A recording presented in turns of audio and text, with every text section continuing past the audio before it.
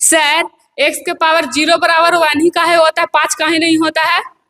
तो इसको हम क्या करें? सिद्ध करके बताइए कि सिद्ध 1 करके कैसे होता है। अच्छा आइए, x के पावर 0 बराबर 1 कैसे होता है इस सिद्ध करके बताना है। कंफ्यूजन है कि 5 का नहीं होता है, 10 का नहीं होता है, 20 का नहीं होता है। केरो पर ही पावर 0 रहता है उसका वैल्यू 1 होता है। केरो पर ही पावर 0 रहता है उसका वैल्यू क्या होता है? 1। केरो पर ही पावर 0 रहता है उसका वैल्यू क्या होता है? 1। तो ये x के पावर 0 है। एगो आप बात पढ़े होंगे, अगर x के पावर 4 है और x के पावर 3 है तो जब गुना में बेस सेम रहता है, गुना में बेस, तो पावर जुटेगा कि घटेगा? जुटेगा। तो इसको हम x के पावर 7 लिख सकते हैं कि नहीं? मल्टीप्लाई में बेस सेम तो पावर का होता है? जुटता है। इतना पता है नहीं? तो इसको हम लिखेंगे LHS। कोई दिक्कत?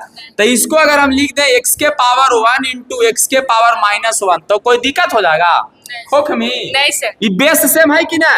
तो जब बेस सेम है और 1 - 1 कट जीते तो x के पावर 0 बचते कि ना? ये लिखल है पापा, ये कुछ लिख दीजिए फादर। तो पापा के फादर बोले में दिक्कत है? नहीं सर। पापा के मौसा बोले में ना दिक्कत है? अब यहाँ तक लिखे है तो कोई दिक्कत है? थोड़ा बहुत। अब दीदी ये x के पावर 1 मैंने x लिख सकलियो कि ना? अच्छा, जाना ही कि माइनस में रहा है तो नीचे उतरा है तो कोची में हुआ है? प्लस में। माइनस में है ना पावर, तो अगर नीचे उतरता है तो कोची में होता है? प्लस में। मैंने 1/x होते कि ना? अब x से x कट जीते तो क्या बचले बताओ? LHS बराबर RHS हो गए कि ना?